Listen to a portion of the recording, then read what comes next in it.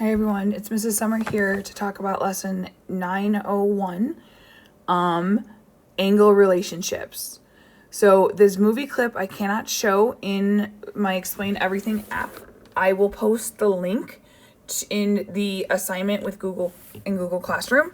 I want you to watch it, and then in Edpuzzle you're going to explain what is she trying to figure out and why is it important. So those of you who haven't seen this video, it's really, really powerful movie. And then I'll link this slideshow in Google Classroom as well, because there are links to information on Katherine Johnson, First Computers, and then the book called Rise of the Rocket Girls. So angles, an angle consists of two different rays with the same endpoint. The rays are sides of the angle.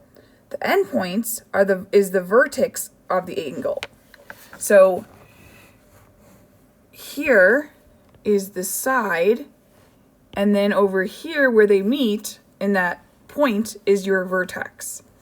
So when we name angles, there are several ways to name an angle. Using the vertex and a point from each side. So the vertex is always the letter in the middle. So remember that. The vertex is always the letter in the middle. We can name this angle. Let's see, let me erase my marks over here. So we can name this angle as angle SRT, or we can name it as TRS, but that S has to be in the middle. We can also name it as angle R because that's the vertex. We can also name, if you have multiple angles, we can use a number and say that this is angle number 1 that we are talking about. Complementary angles. Two angles are complementary if the sum of their measures is 90. So if you look here, here's a right triangle, and if we split this angle, we have one that is 50 degrees and one angle that is 40 degrees, but the 40 and 50 add up to 90. Supplementary angles are angles where the sum of their measures is 180. So you have a straight line, and then you have a ray coming out. One side is 120, the other side is 60, and then you get, so angle A plus angle B is equal to 180. Adjacent angles are two angles that share a common vertex and side but have no common interior points. So angle 1 and angle 2 are adjacent angles. They have a common vertex and a common side, but no other interior points are the same. So this is an adjacent angle. So angle 1 is adjacent to angle 2. So we could also write this as angle KLT is adjacent to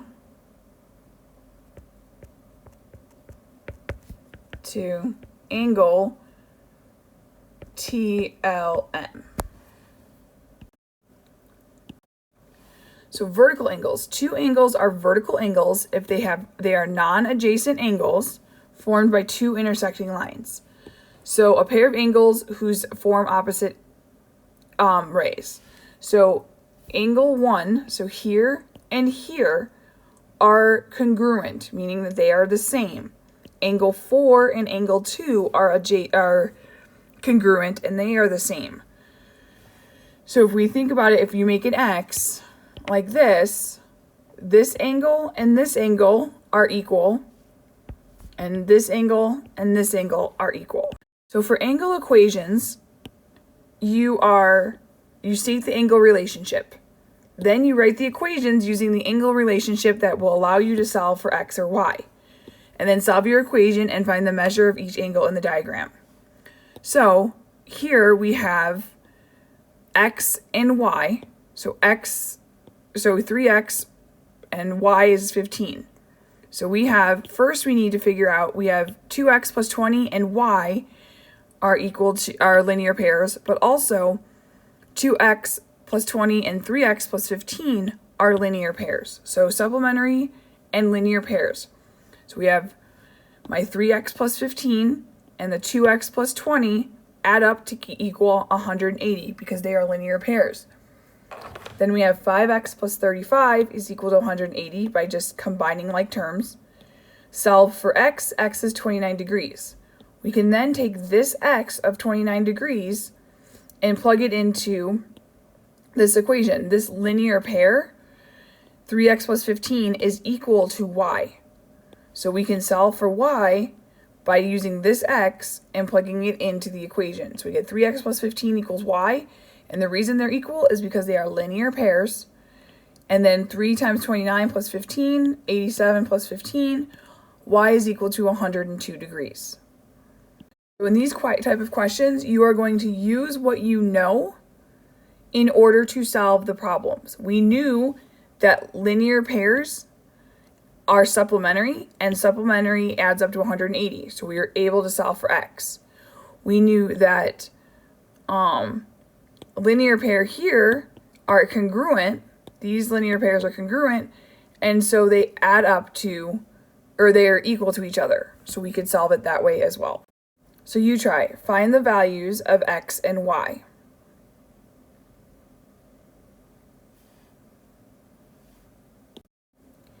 So in this equation, for number 11, we have 8x plus 7 is equal to 9x minus 4. And they're equal to one another because they are congruent linear pairs. So when I solve for x, I get 11 is equal to x. Then over here, 5y is equal to 7y minus 34, because again, they are linear pairs and they are congruent. And solving for y is equal to 17, x is equal to 11. So we've solved that problem. This question, we have 4x, I did another linear pair, and 4x is equal to 6x minus 26. Solving for x, I get x equals 13. And remember, since we're talking about angles, you're not going to have a negative angle. So make sure your negatives all cancel out. Then the next one is 6y plus 8, 7y minus 12. They're equal to each other, so I can solve for y. Y is equal to 20. So here's a new concept that you might not have been familiar with, the distance formula. So if A is x1, y1, and B is x2, y2, and they're points in a coordinate plane, then the distance between those two is equal to the square root of x2 minus x1 squared plus y2 minus y1 squared. This is a variation of the Pythagorean theorem. Here's a question that says, use the distance formula to find the distance between the 2 points. So we've got those 2 points, and I rewrote the distance formula here. And so make sure you wrote this in your notes. Make sure you wrote their distance formula in the notes. So my x1, y1, x2, y2. So I'm going to do the distance between A and B is equal to the square root of 7 minus 13 squared plus 10 minus 2 squared. So AB is equal to the square root of negative 6 squared plus 8 squared. So AB is equal to 36 plus 64. So AB is equal to the square root of 100. And then when we take the square root of 100, AB is equal to 10. So you try. Use the distance formula to find the distance between the 2 points.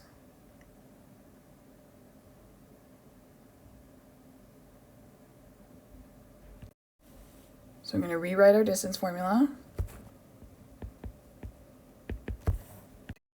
So if you look here, I inserted my x2 minus my x1. So since x1 was a negative, it's going to turn into a positive right here. And my y1, my y2 minus my y1. And then I simplified inside the square root sign.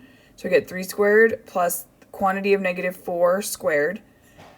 And then square root of 9 plus 16, square root of 25, and the length of CD is equal to 5. Now here's something I want you to pay attention to. If you are putting this into your calculator, as -4. So -4 squared is equal to 16. But if you did -4 squared without the parentheses, it would end up being -16 in your calculator, and you would not get the correct answer. So anytime you have a negative and then you're taking it to a power of something, make sure in your calculator you're putting it as a parentheses first, then using the exponent. So here's some more information on Katherine Johnson. And then information on the first computers, an article about how the first computers at NASA were actually human computers. And then here's some information about the first human computers. And if you notice, they were all women.